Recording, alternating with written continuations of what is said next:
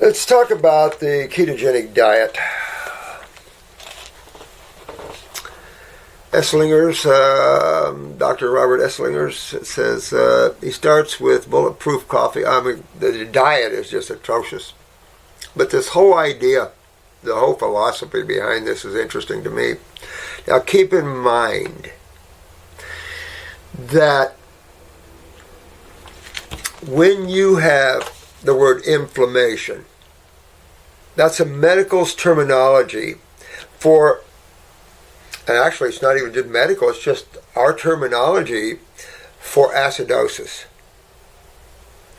You know, a lot of people think inflammation is the problem. It isn't. It is the response, not the problem.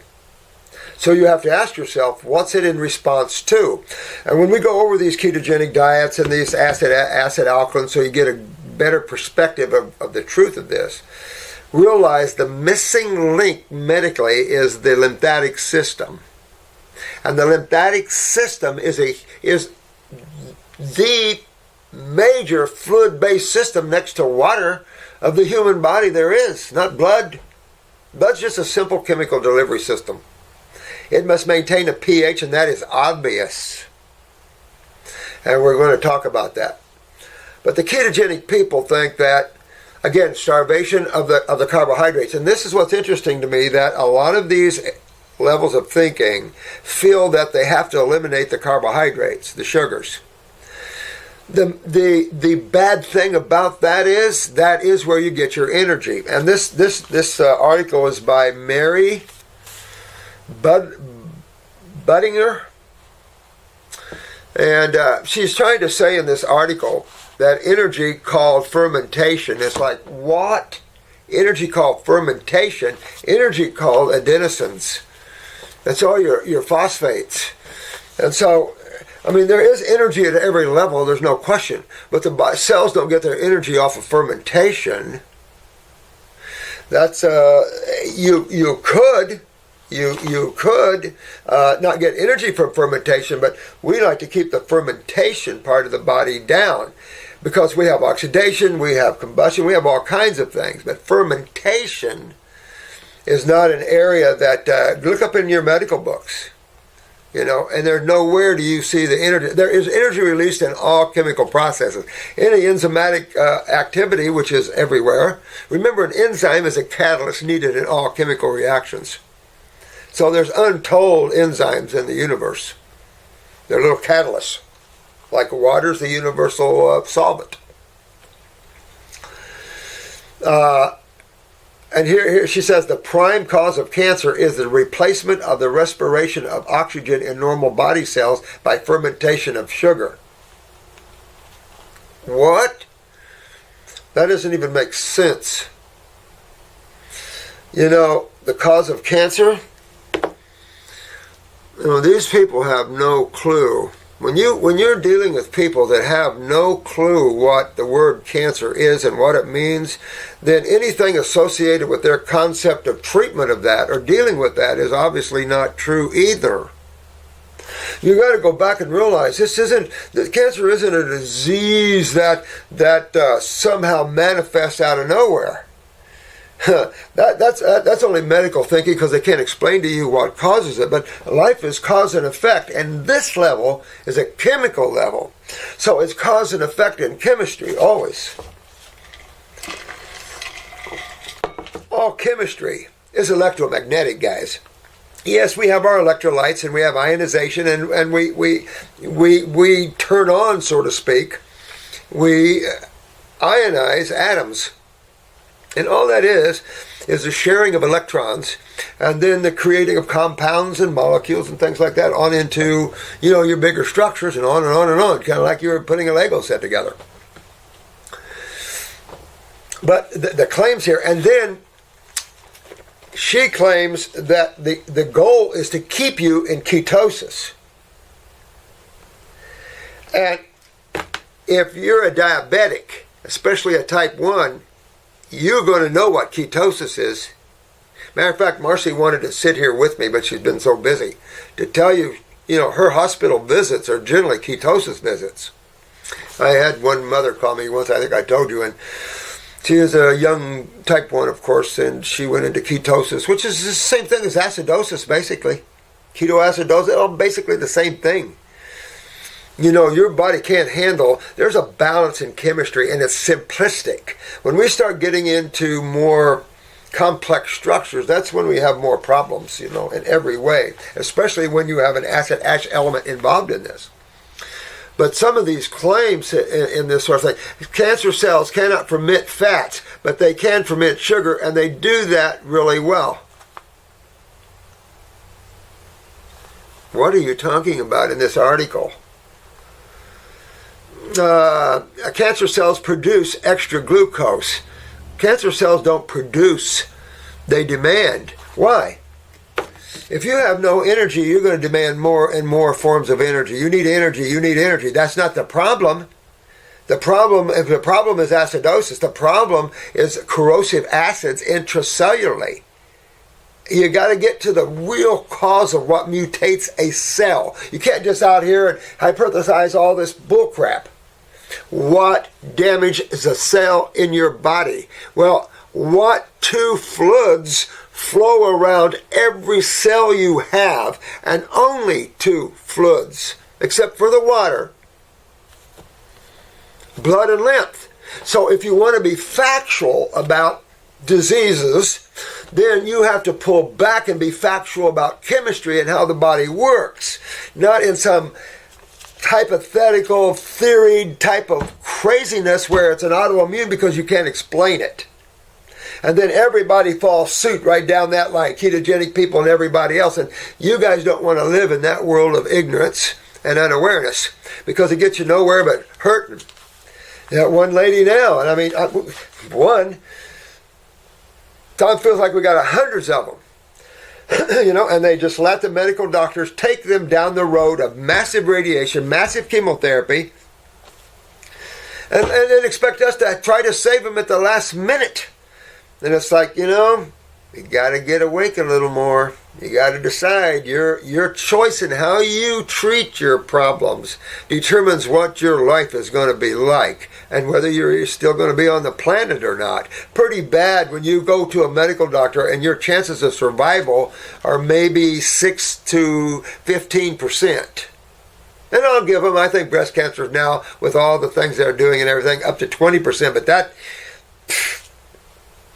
that's not curative from chemo.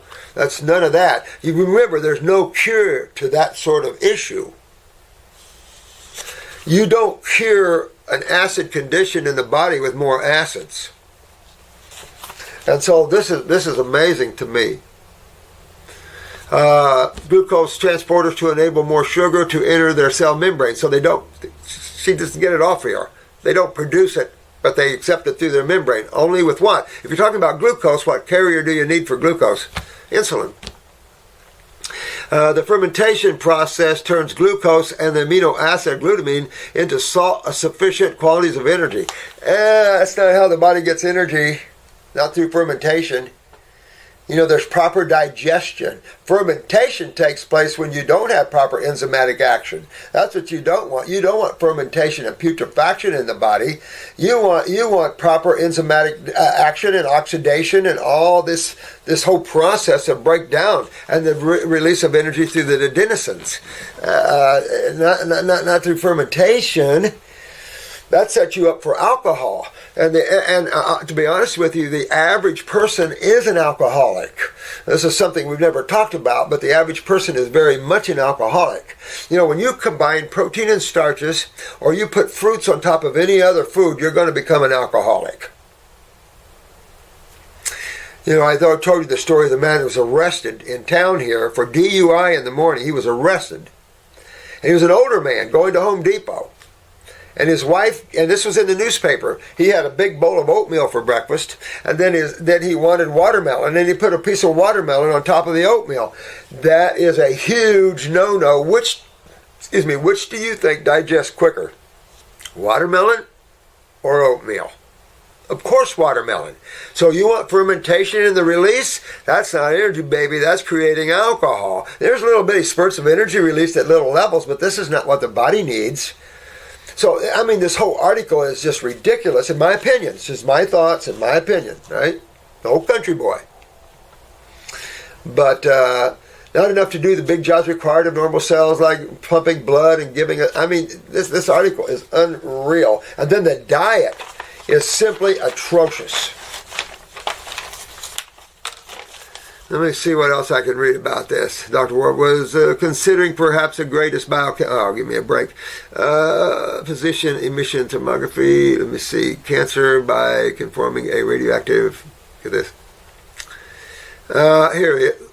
So what if you starve the cancer cells of their sugary fuel? Now this is an Atkins philosophy, and she's starting to go that way. So what if you starve the cancer cells of their sugary fuel? All right? So remember this. What you do to one cell, that's right, you do them to them all. This idea that you're going to target and that there's a chemotherapy targeting is bull hockey. The only way you can target is frequencies, because that's what this is into, and the medical profession is not even close to being that awake to understand frequencies of everything like that. Rife was kind of saying, hey, think about frequencies of parasites and kill them, and that'll cure cancer. He was assuming it was a parasitic problem. Excuse me? They're the effect, not the cause. See, medical people just keep attacking the effect of things and not dealing with the cause of things. That's why there's so many people getting killed with that theory. So you can't, this whole concept of starving a cell for sugar. What if we switch the fuel we put in the body to something cancer cells cannot use? Enter the ketogenic approach. That's why none of these approaches work. The only thing that the ketogenic approach helps is that it's a high fat. And lipids are what the lymph system is about. That is the lipid system in the body, not the blood. You don't dump lipids into the blood. Obvious reasons. All right? Think of fluidity. Think of pH. Think of a lot of things like that. So your lymph system is your lipid-based system. And it is 80% of interstitial fluid. Just add the interstitial and the lymph. They're all the same, in my opinion. So this whole concept is off on a ridiculous start. You can't starve any cell. Going back to Atkins and how many people that guy killed. I mean, no one understands how many people he hurt and killed with that stupid philosophy. You're going to starve a cell for sugar, you're going to, and that'll make you lose weight. I mean, it's buffering along that same idiocy. You know, starve your body for sugar, and of course it's going to break down your glycogen and your fat storages for sugar, of course, because you have to have it for fuel. But if you think you're going to starve cancer cells and not your other ones, you're crazy. You know, this is all ridiculous stuff. And it doesn't even take in the species. It doesn't take in proper nutrition and health. It doesn't take in the proper understanding of what causes the damage to a cell, how you mutate the chromosomes and DNA and RNA, how you affect these things. How do you get genetic weaknesses out of cells? If you can't answer some of these questions, what are you doing as a practitioner?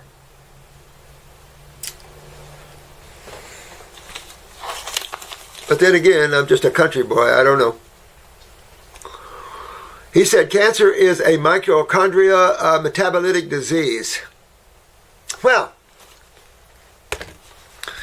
there's a half-truth. Mitochondria, yeah, all your organelles of your cells get damaged just like any other tissue in your body from acids. Everything metabolically breaks down into acids if you haven't noticed. This idea that the body can turn everything into water and carbon dioxide is not quite on the realm of things. Your body has to get rid of a lot of acid waste, and they're not all converted to water and base, not even close. So enter this whole bicarbonate. We're going to get into the bicarbonate thing a little more, even though Pat and I did that already, but the kidney bicarbonate and all that sort of thing. Because the game here in the physical world and life is two forces interplaying with each other. And that's true all the way down to the subatomic and nano levels. You can't escape duality. And you can explain everything that happens from that point of view, because if you can't, you're not sitting on the throne of truth. Because everything is created from this. And you can't create something that doesn't exist. That's not in our limited individuality's ability at this point. Most people. But yeah, the mitochondria, I mean, these are tissues in the intracell that gets damaged. But when you, think of yourself as being constipated. I mean, for days and days and days. And you're a meat eater, and how that putrefaction brings your consciousness down and gives you the headaches and depression and all of that crap. Imagine that intracellular. And that's what you have to understand. This is just cell damage from its own metabolites. Its own metabolites. They're not entering the cell, they're from the cell itself. You know, this is a constant, I've said this many times, your body's just simply a sensory food processor. Your body is constantly in the processing of chemistry. And the average person, even biochemists, don't really understand it. You know, there's theories everywhere. And a theory can get you a cup of coffee nowhere. Maybe in some little cafe in my town, sitting around rapping about things. Mitochondria become dependent on glucose and glutamine for fuel. Give me a break. The body's going to seek fuel where it has to. And if you're going to starve the body for a sugar, which is insanity, has nothing to do about curing anything, and it's just one of the most ridiculous theories I've ever heard, you're going to go up to a fact, one animal eats like that. There is nothing in nature that eats like that, and you're trying to treat what you don't understand with a diet that's almost all acid base. I mean, acid ash forming foods. I mean, this guy's, they say what his diet is. This Dr. Robert Esslinger's. His ketogenic day is bulletproof coffee or some chia tea or black tea. Okay, I'll get with that maybe. It is made with a teaspoon of coconut oil, a teaspoon of butter. And yeah, here comes the butter and a lot of cream. Heavy cream. So, don't tell me he's not going to get a lot of congestion out of this one. Oh yeah. Wow, this is amazing. Then he said, I skip breakfast and could say I practice intermittent fasting until lunch. Intermittent fasting till lunch? One should simply have a bowl of fruit and then you don't need anything till lunch. Why would you need to, in anything, eat a piece of fruit? But if I wanted to eat in the morning, it would be bacon and 2 eggs. Not scrambled though, because the beneficial of fat comes from a soft yolk. What? This is the kind of, I can imagine the consciousness of this individual. I mean, this is just unbelievable. I won't even go on for that one. And he's got 80% chocolate. He's got almond milk, coconut milk, raw eggs. Okay, I'll get you the raw egg. Could be a hard-boiled egg with asparagus or half a chicken breast with broccoli. Could be wild catch seafood and steamed veggies, especially the cruciferous ones. Everybody wants the sulfur ones. And then you have gas and bloaty stuff the rest of the day. I like that one. Want fried chicken? Get fried pork rinds from the butcher, crush them with a rolling pin. I mean, this is a joke. When it comes to health, the ketogenic consciousness is a joke. And you don't want to fall into these things, especially if you're fighting the C word and your time is very limited.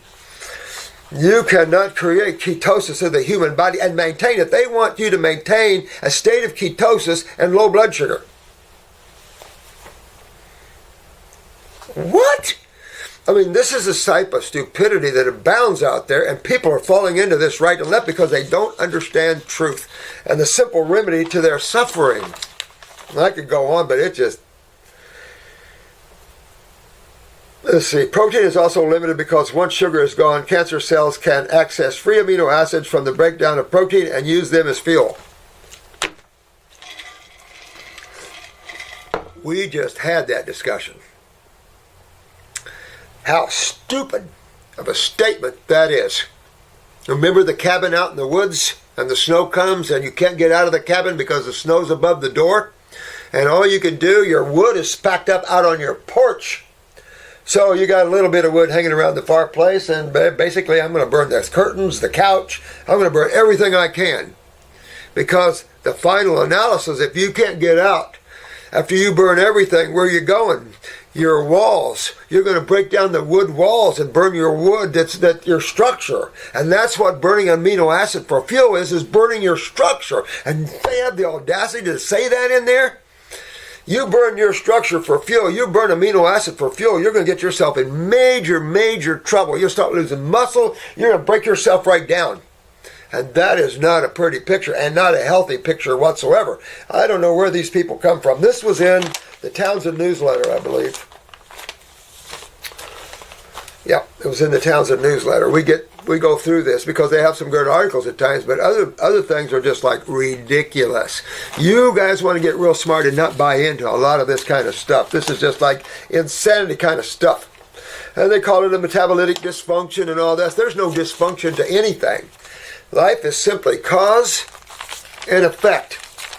And your diet is the key cause of whatever you're suffering from. If you're suffering from a state of health, then you're eating raw foods. And you're predominantly fruits, berries, melons, and salads. If you're suffering from dis-ease, then you're eating acid ash-forming foods. Grains, beans, meats, milks, crap like that. And unfortunately, that's the side that causes all man's problems. And until you correct that, you can treat it any way you want, with toxic pharmaceuticals, with ketogenic craziness, all this kind of stuff, and you ain't going anywhere. You're not going to get to Wellville and vitalness and robustness. Never. Never. And for those of you that are fighting tumors and you know, you're going down, this will just accelerate that. So you want to be very careful with how you do things out there.